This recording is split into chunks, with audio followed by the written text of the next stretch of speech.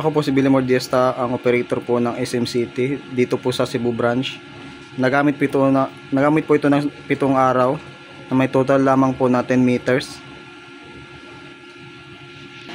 Ito po ang printer head. Ang huling palit po nito ay ng March. Ito naman po ang capping na may 90% po na condition pa po. Head clean po.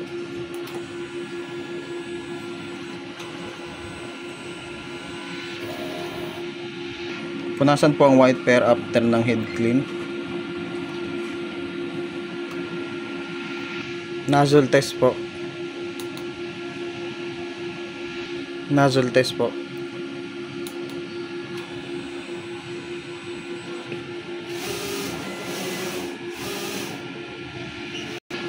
Ayos naman po yung outcome niya. Ang ink system po namin ay nasa tabang level lang po. Ang waste tank po namin ay nalinis last 3 weeks po. Ito po ang ABR. Ito naman po yung ground wire. Yan. Sa tabi lang po ng ABR. Ito po ang aming stock. Ito po yung mga unused ink at unused powder po. Ito po mga in-use ink at ang cleaning solution po.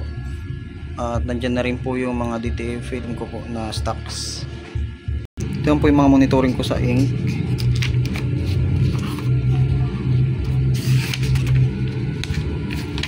Ito naman po yung sa powder. At ito naman po yung sa film. Ito naman po ang aking mga daily checklist po. At ito po ang aking mga daily output po.